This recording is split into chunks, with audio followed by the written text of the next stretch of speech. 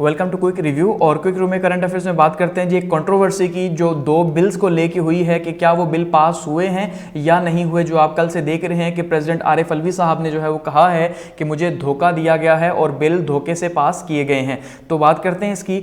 Debate over president Alvi's actions, forgery allegations and legislative impact. कि भाई जो प्रेसिडेंट अलवी साहब हैं उन्होंने जो ट्वीट किया उसके ऊपर क्या डिबेट हो रही है, एक तो इसको हम डिस्कस करेंगे और साथ में हम दूसरा देखेंगे कि वो जो इल्ज़ाम लगा रहे हैं कि भाई मुझसे धोखा किया गया, फॉर्जरी एलिगेशंस लगा रहे हैं कि मुझसे मेरे ही स्टाफ ने धोखा किया और धोखे से मेरे सिग्नेचर कर दिए और बिल पास हो गए। तो उसके ऊपर बात करते हैं। देखिए ये एक ट्वीट है जो कल आरिफ अलवी साहब ने की है। उन्होंने क्या कहा, as God is my witness, के खुदा मेरा गवाह है, I did not sign official secret act amendment bill, जिसके ऊपर ऑलरेडी वीडियो बन चुकी है। जो ऑफिशियल सीक्रेट एक्ट है कि भाई आप कहीं पर भी छापा मार सकते हैं, किसी को पकड़ के अंदर कर सकते हैं इल्जाम में कि भाई वो स्टेट के अगेंस्ट है, ठीक है।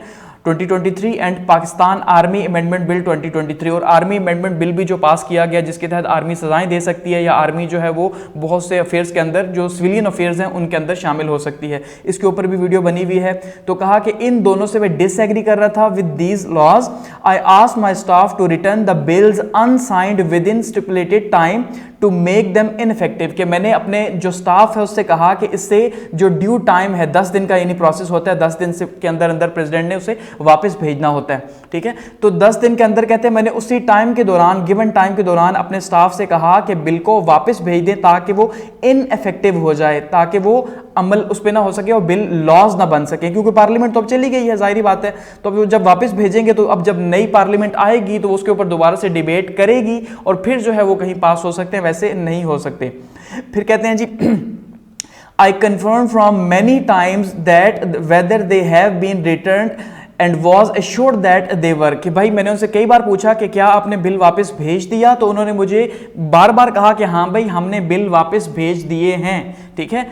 कहते हैं however I have found out today that my staff is undermined by will and command। कि कहते हैं मैंने आज जो है वो मुझे इस बात का इदराक हुआ कि मेरे स्टाफ ने मुझे मजबूर किया या मेरी बात को नहीं माना, यानी अब सुप्रीम कमांडर तो सदर साहब हैं तो स्टाफ है उनके नीचे, तो उन्होंने मेरी बात को नहीं माना, यानी कि उन्होंने बिल पास कर दिए धोखाधड़ी से, उन्हें अपने पास रखा, सिग्नेचर कर दिए जाली, जो भी अब उसमें केस चल रहा है। एस अल्लाह नोज ऑल, के खुदा तो सब जानता है और वो मुझे माफ भी कर देगा, लेकिन वो लोग, but I ask forgiveness from those who will be affected, के जो लोग इस बिल से अब अफेक्ट होंगे। जैसे आपने देखा कि भाई असद उमर साहब जो है इसके बाद जो है उनको कहा जा रहा है कि भाई इसी बिल के अकॉर्डिंगली पकड़ा गया, शाह महमूद कुरैशी साहब जो है उनको पकड़ा गया इसी बिल के अकॉर्डिंगली, कि अचानक से पास करके बिल को, तो ठीक है, कहा जा रहा है कि मैं उससे माफी मांगता हूं। ये ट्वीट जो है ये वायरल हो गया। आप देखिए यहाँ पे भी इसके व्यूज देखिए 13.3 मिलियन व्यूज हैं इसके, ठीक है, यानी तकरीबन 1 करोड़ से ज्यादा लोग इसे देख चुके हैं।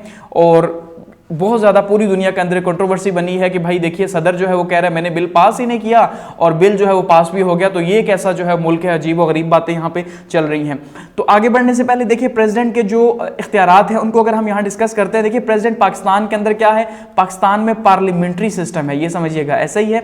तो पार्लियामेंट्री सिस्टम में हम आप अक्सर सुनते हैं, ये मैं ऑलरेडी डिस्कस कर चुका हूँ कि पार्लियामेंट सुप्रीम है। पार्लियामेंट सुप्रीम का मतलब ये है कि पार्लियामेंट ही जो है वो सब कुछ फैसले करेगी और पार्लियामेंट का हेड जो है नेशनल असेंबली का वो कौन है, जीता हुआ जो होता है पार्टी होती है, यानी प्राइम मिनिस्टर होते हैं। तो इसका मतलब सारी पावर्स जो हैं वो एक्चुअली में प्राइम मिनिस्टर के पास हैं। तो जो सदर साहब हैं वो nominal head of the state हैं तो हेड ऑफ द स्टेट यानी घर के बड़े हैं, लेकिन उनकी राय इतनी ही है जितनी एक आप कह सकते हैं एक हस्बैंड की है कि बीवी ने कह दिया ये करना है तो कहता है हाँ ठीक है भाई, उसे पता है कंसेंट ना भी दी तब भी हो तो जाना है, क्योंकि जब दूसरी एक बार सदर साहब बिल लौटाएंगे, दूसरा अगर वो लौटा भी देते हैं तब भी वो बिल जो है वो पास होकर एक्ट बन जाएगा।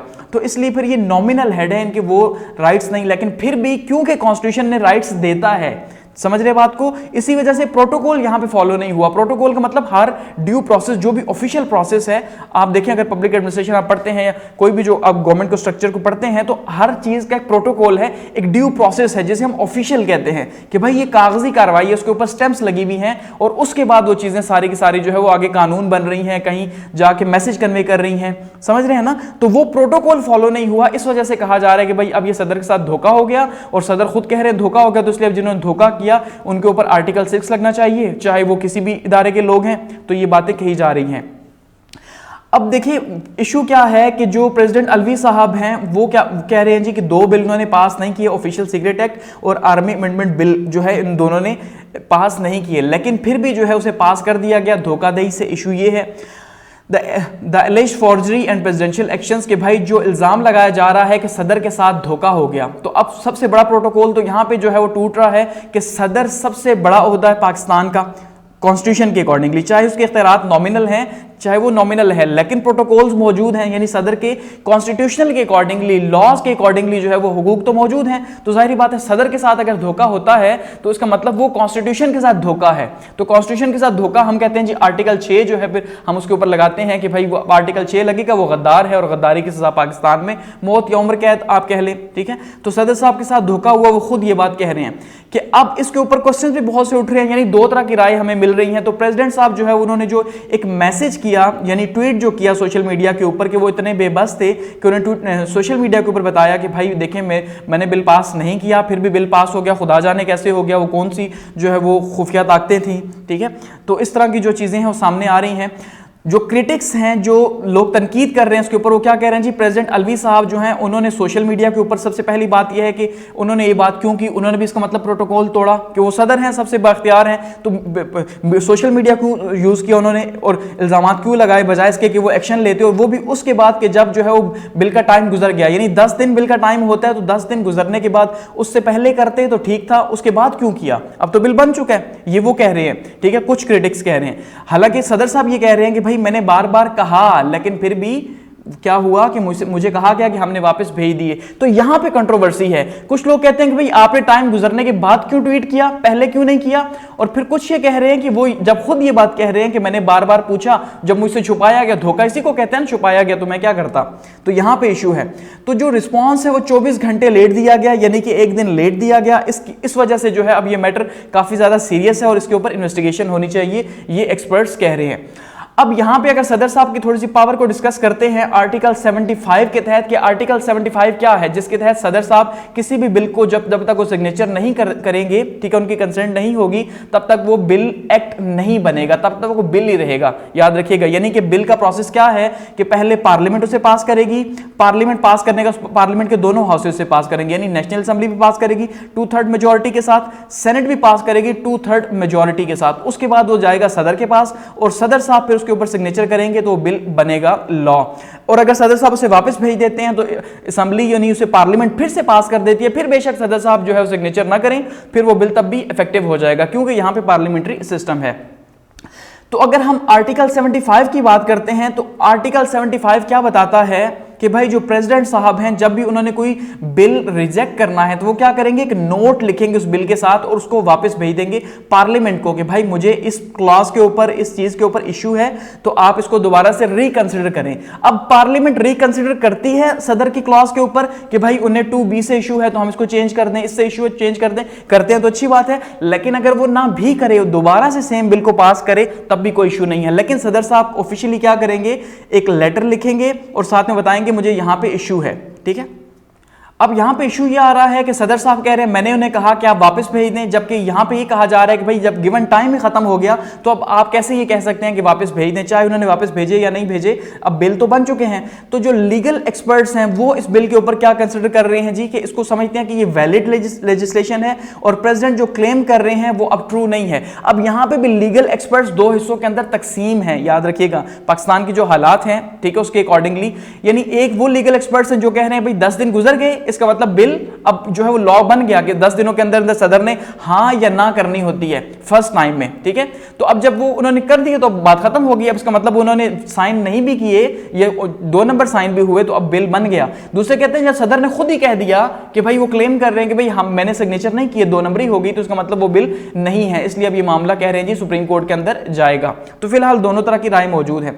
Call for an inquiry and resignation, अब यहां पे 2 तरह की मजीद हमें राय मिल रही है। एक ये है कि कुछ एनालिस्ट ये कह रहे हैं कि भाई ये काफी ज्यादा सीरियस मसला है, प्रोटोकॉल टूटे हैं, क्यों, क्योंकि सदर सबसे बड़ा ऑफिस है तो उनको क्यों धोखा दिया गया, इसलिए जो है इसके ऊपर, और मीडिया को जैसे देखा आपने ट्वीट भी वायरल हुआ, तो इसलिए पूरी दुनिया में अब ये बात पहुंची है, तो इसके ऊपर इन्वेस्टिगेशन होनी चाहिए, कौन इन्वॉल्व था जिसने जो है ये 2 नंबरी की, ठीक है, और 2 नंबरी के साथ क्यों सिग्नेचर किए, और उसको इन्वेस्टिगेट करके आर्टिकल 6 लगाया जाए, ये कहा जा रहा है। दूसरी तरफ से कुछ लोग जो है वो जो अपोजिशन के हैं वो अलवी साहब को कह रहे हैं कि आप रिजाइन करें क्योंकि आप सबसे बड़े ओहदा रखते हैं, लेकिन आप अपने ओहदे के साथ इंसाफ नहीं कर सके क्योंकि आपका जो काम था वो आप नहीं कर सके प्रॉपरली, ठीक है, और आपको सोशल मीडिया यूज करना पड़ गया बजाय इसके कि आप अपनी पावर यूज करते कि भाई नहीं मैंने मंजूर करना तो नहीं किया, तो इसलिए आप जो है वो अपने पोस्ट के साथ जो है वो सिंसियर नहीं है तो आप रिजाइन करें। तो दोनों तरह की जो है वो राय हमें मिल रही है कि भाई आपने 10 दिन बिल को क्यों रोके रखा, उसके बाद आपने कहा कि भाई मैं इसको मंजूर नहीं कर रहा। तो यहां पे ये चीजें इबाहम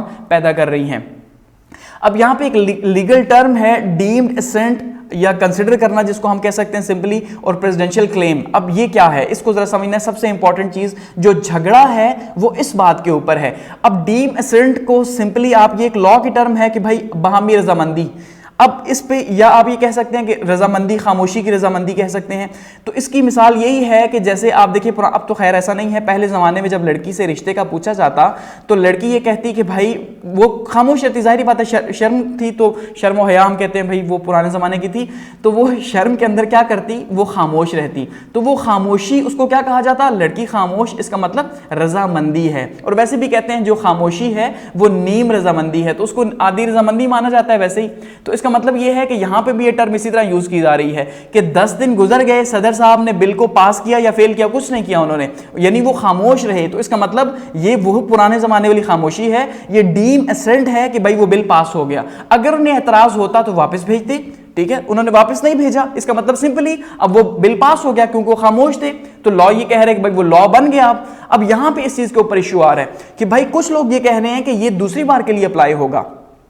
तो जो लीगल एक्सपर्ट्स हैं वो इसमें जो है वो मुख्तलिफ आरा रखते हैं प्रेसिडेंट की स्टेटमेंट को लेके, ठीक है जी, और डायरेक्शंस जो है वो बिल के रिटर्न करने के ऊपर बातचीत कर रहे हैं। वो ये कहते हैं कि डिसएग्रीमेंट जो है ये इस बात का सबूत है कि भाई जो है उन्होंने जो है वो क्या किया जी, उन्होंने इसको नहीं माना। लेकिन फिर ये कहते हैं कि भाई क्या ये जो डीम्ड असेंट है, ये जो खामोशी है जिसको आपने हामी भर ली, क्या ये स्पेसिफिक टाइम के अंदर हुई, यानी कि अब टाइम गुजर गया तो तभी हुई, तो उसका मतलब फिर तो ठीक है, लेकिन अगर टाइम नहीं है तो फिर ऐसा नहीं होगा। अब यहां पर फिर बात आ जाती है first round versus second round consideration की, कि फर्स्ट राउंड में अब जो एक्सपर्ट्स हैं वो क्या मान रहे हैं कि जो डीम असेंट है ये अप्लाई होता है सेकंड टाइम के ऊपर, यानी दूसरी दफा अगर 10 दिन गुजर जाएं और सदर ने बिल पास नहीं किया। दूसरी दफा का मतलब ये है कि पहली बार सदर के पास बिल आया, सदर साहब ने पहली बार उन्हें अच्छा नहीं लगा, उन्होंने वापस भेज दिया पार्लियामेंट को, पार्लियामेंट ने फिर से उसे पास किया और वापस भेज दिया सदर साहब को। अब सदर साहब को फिर भी अच्छा नहीं लगा तो सदर साहब ने 10 दिन उसे अपने पास रोक ही रखा कि भाई कम से कम मेरी रजामंदी नहीं है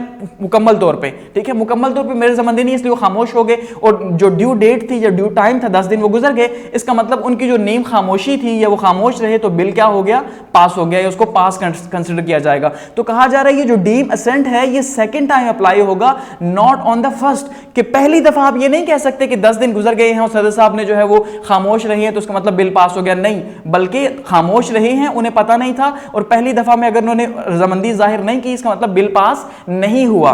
तो ये वो मेजर पॉइंट है जहां पे अब डिबेट लगेगी सारी की सारी सुप्रीम कोर्ट के अंदर, और सुप्रीम कोर्ट फैसला करेगा कि भाई क्या ये फर्स्ट राउंड के लिए है, सेकंड के लिए है, दिन गुजर गए तब है, फॉर्जरी है, ठीक है। तो ये यहां पे अब इसके ऊपर सारी की सारी डिबेट है।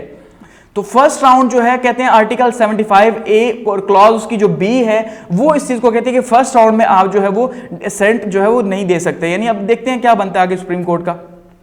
अब क्रिटिसिज्म किया जा रहा है, जिसमें मैंने कहा कि अलवी साहब के एक्शंस के ऊपर, कि एक तो ये कहा जा रहा है, यहाँ पे सारी बातें प्रोटोकॉल के हवाले से हो रही हैं कि प्रोटोकॉल क्या कहता है कि सदर को ऑफिशियली इन चीज़ों को जो है वो, जाहिर बात है सोशल मीडिया प्लेटफॉर्म नहीं है, ऑफिशियल प्लेटफॉर्म तो नहीं है वहाँ पे जहाँ पे अनाउंस किया गया। तो इररिस्पॉन्सिबल हैंडलिंग एंड कन्फ्यूजन की बात की जा रही है कि सदर साहब ने इसे इररिस्पॉन्सिबली हैंडल किया, बजाय इसके वो पहले इसको अनाउंस करते और पहले से ही जो है अपने आप को इतना एक्टिव रखते, आप ये कह सकते हैं कि उन्हें पता होता कि क्या हो रहा है उनकी नाक के नीचे और क्या नहीं हो रहा। तो ये एक तो उनकी इनफेक्टिवनेस शो करती है, जो हकीकत भी है, ठीक है। लेकिन जो पाकिस्तान के हालात हैं उनको देख के शायद ये चीजें हम कह सकते हैं कि भाई वो तो जिनके पास पावर है वो कुछ नहीं कर सकते, तो जिनके पास नहीं है वो बेचारे क्या करेंगे। तो ये चीजें क्या कर रही हैं, ये डाउट्स क्लेम कर रही हैं और दूसरा में चीजों को बहुत ज्यादा कंफ्यूज कर रही हैं। और साथ में ये कहा जा रहा है कि प्रेसिडेंट साहब ने शायद इसलिए रोक दिया क्योंकि प्रेसिडेंट साहब को पता था कि भाई असेंबली जो है अब वो खत्म हो चुकी है, अब जाहिर बात है अगली असेंबली जब इलेक्शंस होंगे जिनके अभी इम्कानात कोई नजर नहीं आ रहे। तो अगले इलेक्शंस होंगे, नई असेंबली आएगी, नई पार्लियामेंट आएगी, तो वो पार्लियामेंट इसको दोबारा से पास करेगी, तो फिर जो है ये सदर के पास आएगा। इसलिए ये फायदा भी है सदर के पास कि उन्होंने इसको रोके रखा। तो दोनों तरह से क्रिटिसाइज किया जा रहा है। तो एट द एंड अगर इसको हम क्लोज करते हैं, कंक्लूजन का देखते हैं, तो कंक्लूड करके तो हम ये कह सकते हैं कि ये कॉम्प्लेक्स सिनेरियो है, ठीक है। यानी कि अब दोनों राय मौजूद हैं, जाहिर बात है। यानी एक ये कह रहे हैं कि चाहे 2 नंबरी होगी, बिल तो पास हो गया भाई, बात उनकी भी ठीक है, बात उनकी भी ठीक है। अब ये कौन तय करेगा कि सदर साहब ने 2 नंबरी की या उनके स्टाफ ने की, क्योंकि इन चीजों का सबूत तो कोई मिलेगा नहीं, और ना ही अगर मिले भी तो कौन सामने लेके आएगा। एक बात यह है। दूसरा ये कह रहे हैं कि भाई सदर ने जब खुद कह दिया कि भाई बिल नहीं मैंने पास किया, तो उसका मतलब बिल पास नहीं हुए, लेकिन खुद कहना ऑफिशियल नहीं है, याद रखिएगा, ठीक है ना। ये बिल्कुल वैसे ही है जैसे कश्मीर को जो ऑफिशियली जो है वो इंडिया के साथ अलायंस कर दिया गया था, क्योंकि डॉक्यूमेंट्स के अकॉर्डिंगली, लेकिन लोगों ने कहा था हम पाकिस्तान के साथ रहेंगे, लेकिन लोग ऑफिशियल तो नहीं थे, महाराजा ऑफिशियल था जिसने ऑफिशियली जो है वो डिक्लेयर किया था इंडिया के साथ। तो इसलिए अब इंडिया ऑफिशियली कहता है कश्मीर हमारा है क्योंकि महाराजा ने हमें दिया, ठीक है। और लोग ये कहते हैं जो प्लान था जो 3 जून का, भाई उसके अकॉर्डिंगली लोगों की विल जरूरी है, तो इसका मतलब ये है कि भाई लोगों की बात सुननी है। तो ये बिल्कुल वही हालात यहां बने हुए हैं कि ऑफिशियली तो बिल पास हो गया, आप ये कह सकते हैं, लेकिन अनऑफिशियली आप ये कह सकते हैं कि भाई सदर जब माना ही नहीं है तो बिल कैसे पास होगा। तो अब ये क्या इस पे फैसला होगा, ये बहुत इंपॉर्टेंट है। तो ये कंट्रोवर्सी फिलहाल रहेगी, और इसने बहुत से क्वेश्चंस उठाए हैं। क्वेश्चंस किसके ऊपर उठाए हैं? ट्रांसपेरेंसी के ऊपर और कॉन्स्टिट्यूशनल एडहेरेंस के ऊपर, कि प्रेसिडेंट की अथॉरिटी क्या है, ठीक है। सबसे पहली बात तो ये है। और दूसरा, ये जो बिल पास हो रहे हैं किस तरीके से हो रहे हैं, कि अगर प्रेसिडेंट का कोई रोल ही नहीं है तो फिर क्या हो रहा है, ठीक है। आप देख लें कि बहुत से लोग जो है वो